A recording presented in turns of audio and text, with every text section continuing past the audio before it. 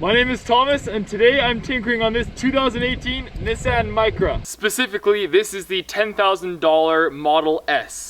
And what you just saw was my audition tape for the Micra Cup.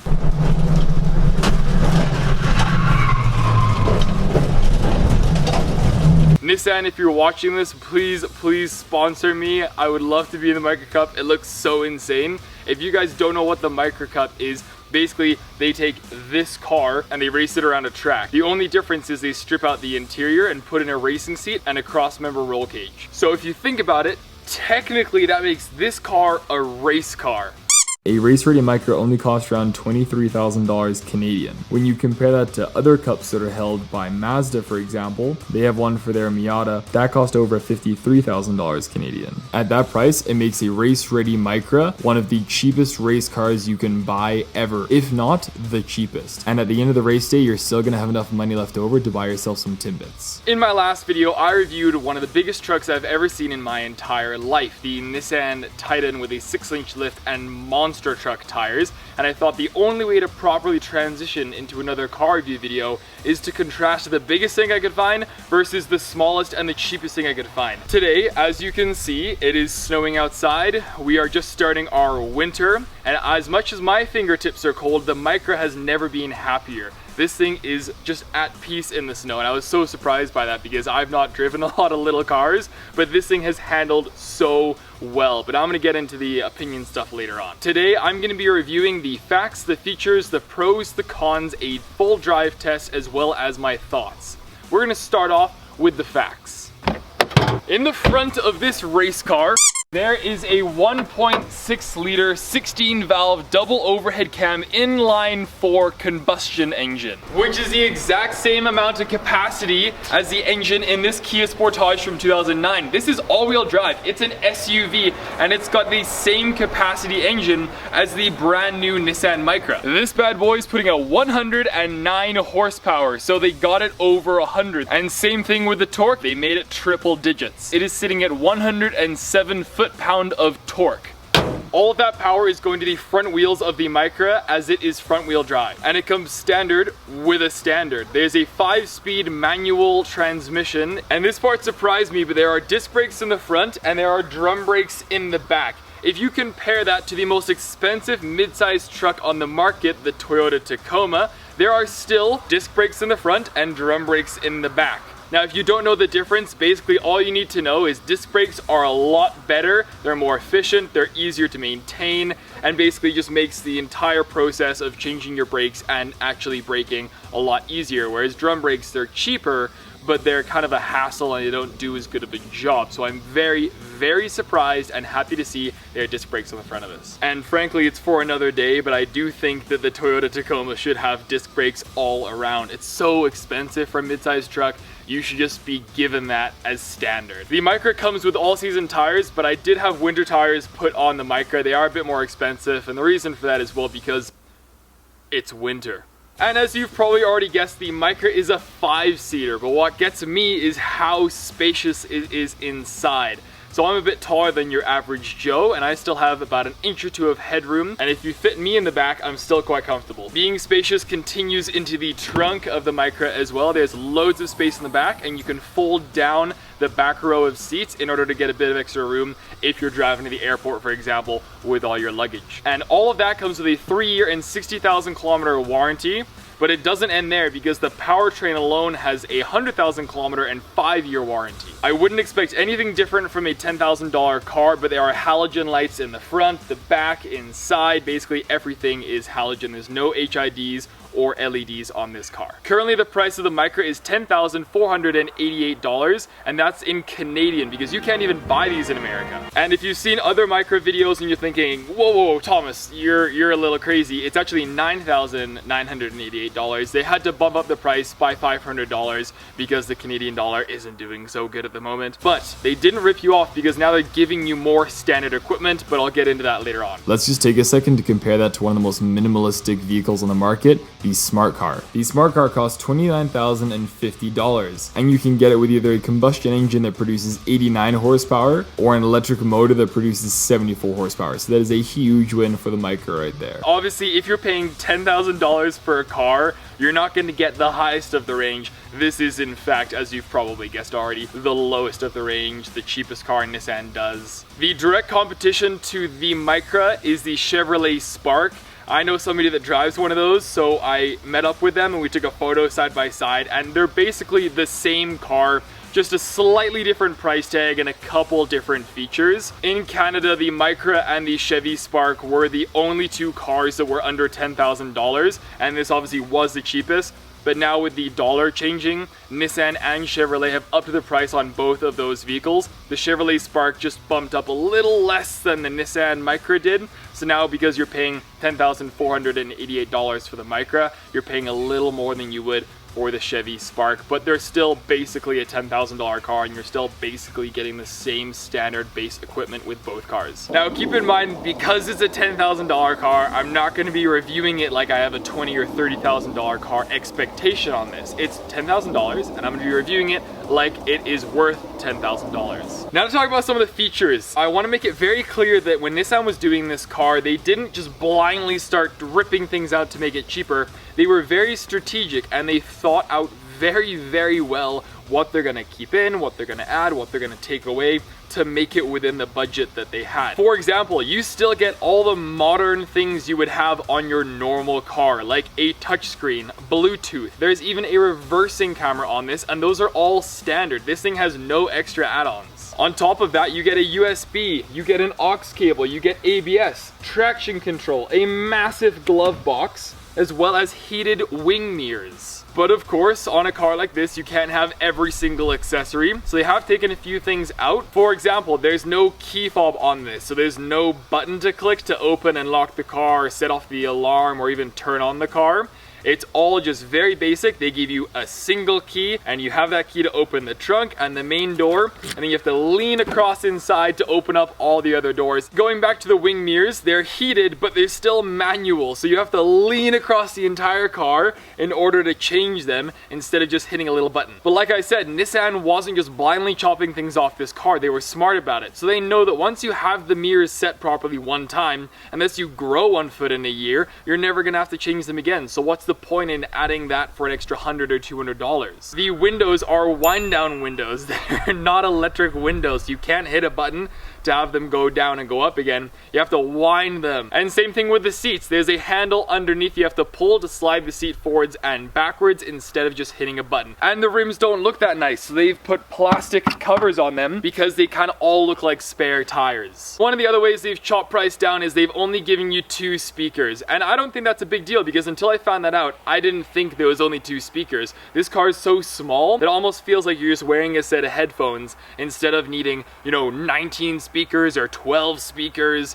like you get in the Titan. I was at Nissan the other day and I compared the cheapest version, which is this with no add-ons, versus the most expensive version with all the add-ons, just to give you an idea of what you're getting for an extra $8,000. So take it away, Past Thomas. Thank you so much, Future Thomas. So on your left-hand side, there's the 2018 Nissan Micra S, the one that I've been testing so far. And on your right-hand side is the 2018 Nissan Micra SR.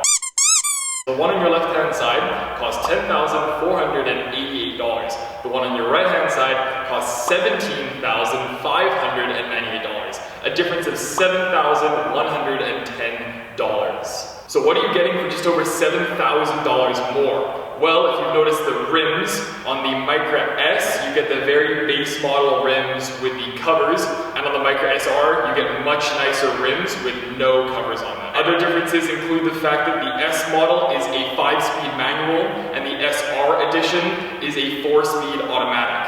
You get slightly nicer looking seats in the Micra SR, as well as you get power windows and power mirrors. You also get a remote for keyless entry, as well as a rear roof spoiler. Something a little more subtle is the fact that you get body color door handles, as well as chrome handles on the inside. They've also added 2 more speakers in the SR for a grand total of 4 speakers. The SR also comes with fog lights instead of plastic inserts. And another nice little bonus on the inside is the fact they've given you an armrest. The entire point of the Micra is the fact that it is as stripped down and as cheap as possible. So personally, I would actually go with the base S model because first of all, I just don't think that a couple extra speakers, a small rear spoiler, and an automatic transmission is worth $7,000. And you're gonna need the manual gearbox in the S model over the 4-speed automatic because you get an extra speed, you get a 5th gear with the base model S. So if you're ever going above 80 kilometers an hour, you're gonna need that extra gear or you're just gonna be mashing your foot the entire time and revving out your engine. But there is a solution, thankfully. If this is not enough for you, and this is too much and you do want the manual gearbox, you can always go with the SV, which is somewhere in the middle. You get a bit of both, it's still cheap, it's still affordable, and you can still throw on a few extras and get the manual transmission if you want to. Anyway, those are all the differences between the low-end S model and the high-end SR model. Back to you, future Thomas. Now that I'm sitting in the back quite comfortably, I want to talk about the pros and the cons of the Nissan Micra. And starting off with the pros, I feel like these ones should be pretty obvious because there's not a whole lot to this car. Obviously, the first one is the price. This thing is 10 grand. $10,000 and you get a brand new car with a 3-year warranty that covers 60,000 kilometers. That means that you are basically paying that money to guarantee you have a working car for that long. And since I've already compared this car to the Toyota Tacoma, a second-hand Toyota Tacoma from 2007-2008 is going to cost you $14,000, $15,000, $16,000. There's no warranty on that. And that could be 200,000 kilometers on it already. Next is the room in this car. I'm so happy to see it so spacious. In a Honda Civic, I have a really tough time getting into those really little cars. With this, they made it little, but they made it pretty tall as well. Like a Honda Civic looks more like a rectangle. This is more like a circle because I can still sit back in this car and I still have possibly half an inch above my head, and in the front it's even better. I have a solid inch above my head even when I'm sitting up as tall as I can. I also want to touch on this because I want to commend Nissan for keeping the manual alive. They've done this with a few of their cars, and I just feel like it's dying now that you have the plus and minus button on the paddle shifters, and you have the double clutch gearboxes, and you have all these fancy new things coming out. Nobody knows how to drive a manual anymore. Nobody wants to buy a manual because it's just more work and it's something else to learn. But I think it is super important that everybody drives a manual at some point in their life. So if you're thinking of getting a starter car, get this just for that. This is going to be the cheapest manual you can find brand new. Now this is with any little car, but you can park this anywhere, whether it's a Honda Civic, a Chevy Spark, a Nissan Micra. All these little cars are so good at parking and being nimble, and the turning radius is so good. This thing fits anywhere, especially in Canadian parking spaces that are meant for F350s and lifted trucks. You could fit 3 of these in one stall if you wanted to. And lastly, this car doesn't feel like it's from the 90s or the early 2000s. This feels like a modern car. When I get in here, I put my foot on the clutch, I turn the key, and immediately the Bluetooth kicks in and starts playing my music, which is a great little touch to a car like this. It did feel a little old and a little outdated when I was changing the wing mirrors, pulling on the little tabs, and when you have to slide your seat using the handle, but everything else in this does feel up to date and it does feel modern. Another way that the Micra proves that it can be modern is the touch indicator. So instead of pushing the indicator all the way up, you just touch it a little bit and it'll indicate 3 times in the direction you pushed it. Cars have only started to have that in the last few years, and this is forward thinking for the Micra. When the Micra was worth $9,988, these temperature buttons didn't do anything on the very cheapest model, but like I was mentioning, they've now given you more standard equipment with the $500 raise, and they now have temperature controls in all of the vehicles, and these buttons actually do something. And you still get a small screen on the dash letting you know how much fuel you have left, how many kilometers you can travel with that fuel, how far your trip has been, as well as how much gas you're using. There's even a lockable gas cap that you have to undo from the inside, as well as buttons on the steering wheel to change the volume, the song, and picking up phone calls. Now I want to talk about the cons. Now if you're thinking of buying a Micra, I want you to consider this list because some of these things might matter more to some people than they would to other people. The first thing on this list is the manual windows. So there's no button like I mentioned. There's a handle you have to turn in a circle in order to get the window to go down. If you have big hands, this is going to be a problem for you. you, because if you put your hand with your palm down, which is also known as pronation, and you start to turn it, your knuckles are going to get caught in the front trim. You have to go out of your way every single time to remember to put your palm facing upwards, which is known as supination. Grab the handle and start turning it that way so your knuckles don't get caught. To me, this is a very easy fix. Just move it back a little bit or down a little bit, but they've just put it in a very awkward spot. Another big person problem is if you have big feet and you wear work boots or just bigger shoes in general, you're going to be wrestling with your feet more than you will accelerating, pushing the clutch, and braking, because the pedals on the Micra aren't the biggest and they're quite close together. So occasionally if I'm wearing my boots, my feet will get caught up in each other. And the next con is what I'm going to call the empty button con. All over the dash there are these little buttons where on the higher levels they would do something, but on the lower trim you don't get buttons there. So instead of putting in a new piece that covers it up and makes it look like it never exists, there's a constant reminder that you got the lowest model and that button doesn't do anything, but it would do something if you spent an extra $1,000 or $2,000. And to me, once again, there's an easy fix to that. All you have to do is make another piece of plastic that hasn't had that button cut out and you'll fix that issue. But sadly, it doesn't stop there. What you see here are the rear door panels and speaker inserts for the SR model, but they use the same panel in the S model even though it doesn't have speakers in the two back doors. And this next con kind of counts for every little car, not just the Micra, and this especially goes for people that are transitioning into a smaller car like this. If you're driving a little car, low beams at nighttime are going to be your worst enemy, especially if they're on a crossover, an SUV, or another truck. Because you're so low to the ground, even the low beams on those higher vehicles are going to blind the living daylight out of you. And something else that's pretty obvious is the size of the panel gaps. For example, in the back, you can see a bundle of wires through the panel gap. This next one isn't really an issue with a car, it's more of an issue with Nissan. They have named the interior color, like the cloth on these seats and the color of the trim, charcoal. That's the most unattractive name I've ever heard for anything. Just call it black. Please just call it black in the future. Charcoal just makes me feel a lot less proud to be driving a Micra. I love the color of this interior. The blacked out look is really cool. It's actually not black, it's called charcoal.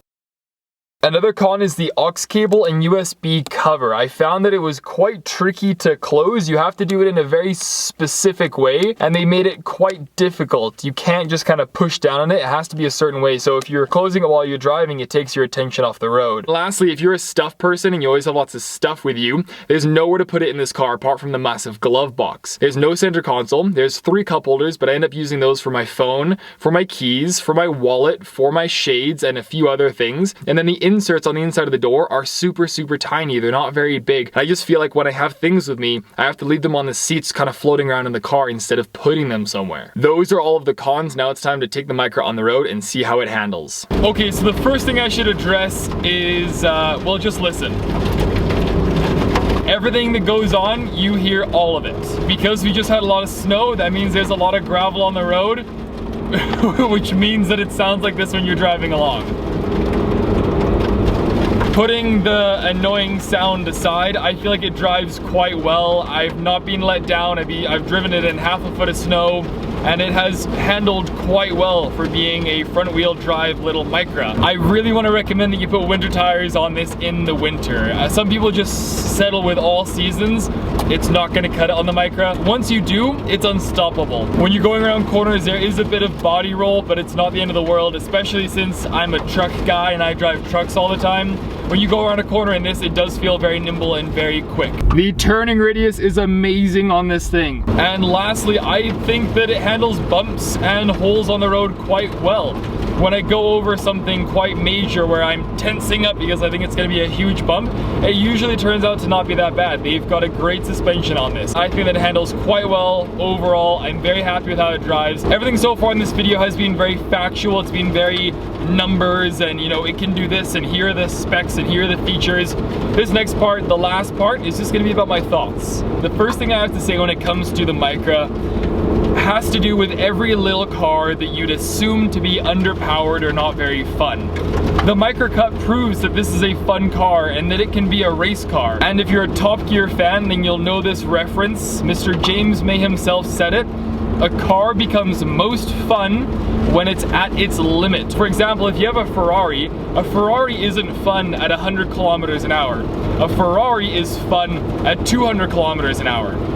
The Micra doesn't really go that fast. I want to say like the fastest you would ever drive this, or ever want to drive this before it just implodes, is 140 kilometers an hour. I may or may not have gotten up to that speed already. And then you take the Micra, for example, and it becomes fun almost straight away. In first gear, you're already having a good time because it's already working so hard and you're giving it everything it's got. And I just think that this is a wonderful, fun little car, and everybody, and I mean everybody, should own a car something like this one time in their life. A little car with not very much power, with a manual transmission. Do I feel like the Micra is a stunner? No, it doesn't look bad, but to me it looks a little too bubbly, a little too curvy. I would have loved to see this car be edgy and powerful looking. It wouldn't cost them any more to do that. It's just their design choice because they want you to buy a car that's a little more expensive. But for what you're paying, I don't think it looks bad. There are actually 1, 2, 3, 4, 5 generations of the Micra. Currently, Canadians can buy the 4th generation, which was put into production in 2010. It's only Europeans that can buy the 5th generation that came out in 2017. This is very similar to what they did with the Nissan Frontier, which is also known in Europe as the Navara. They've updated the Navara, which Europeans can buy, but they've never updated the Frontier, which are for Canadians and Americans. So who knows if we'll ever get the 5th generation. And this 5th generation cleans up everything that I had to complain about with the 4th generation. It's much more edgy, it's futuristic looking, it just looks like it's a much better vehicle. But the trade-off for that is that the 5th generation Micra is a lot more expensive. At nighttime it's not very different with the halogen lights, but I can say the halogen lights are so powerful. For being halogens and for being in a car this small, it lights up the road like there's no tomorrow at nighttime, especially on those high beams. I have no issues with the visibility on this car. These are the day running lights, those are the low beams, and those are the high beams. Talking about visibility, in my opinion, there's almost no B-pillars. So you can see everything around this car. If I look in the rear view mirror or the wing mirrors, or to the left or my right over my shoulder, you can see everything. There's no real blind spot on this car because it's mostly just window at the top half. Now I want you to think about this one. Let's say you're not really a crazy car fanatic, you're not huge into cars, it's basically just 4 wheels and an engine and transportation to get from point A to point B, which is totally fair. Now let's say you picked up your first vehicle, your 5th vehicle, it doesn't matter.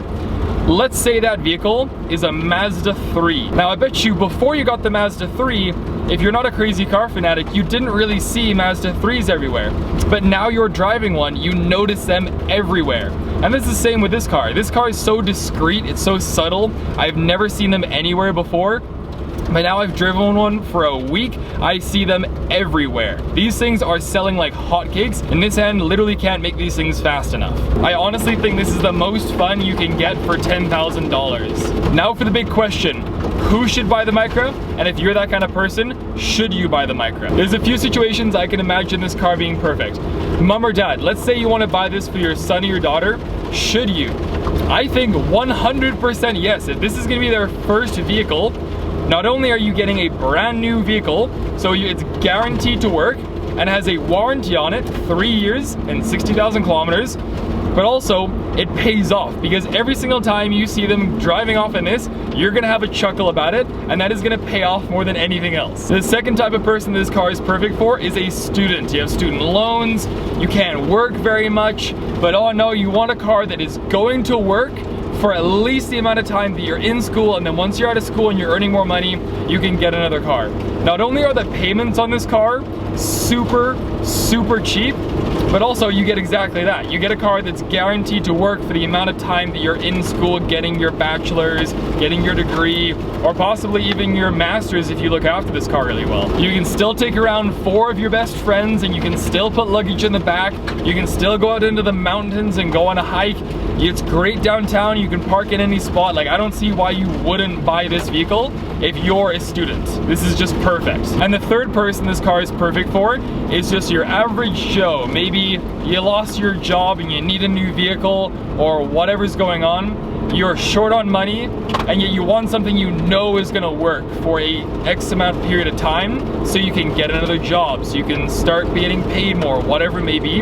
Again, this is perfect for you because it is guaranteed to work for that long, and it still does everything you need it to do, pretty much apart from towing. At the end of the day, there's a reason why the Micra took home the top award, being nicknamed the Super Mini from CCT, also known as Company Car Today. The Micra also won 2018 Car of the Year through First Car Awards, along with a few other awards. Now, yes, in both of those cases, they were talking about the 5th generation, but I feel like it still counts for the one we get here in Canada, the 4th generation, because this little car is so full of life and so full of character, and at the end of the day, it feels a lot more like your best friend and a lot less like a tool just used for transportation. I'm actually gonna miss the Micra a lot when I have to give it back. After driving this car for a week, it definitely gets my stamp of approval. I think it's the bargain of the century. 10 grand for a car like this is amazing. You won't regret buying one of these. If you're towing something or going off-road, don't buy a Micra. It's not meant for that. But in almost every other scenario, it is going to do a fantastic job and blow you away with how well it performs. Anyway, my name is Thomas. This has been my review on the 2018 Nissan Micra S. If you want to subscribe to join our small but growing family because you like what I do here, you can. And then I'll catch you on the next one. Peace.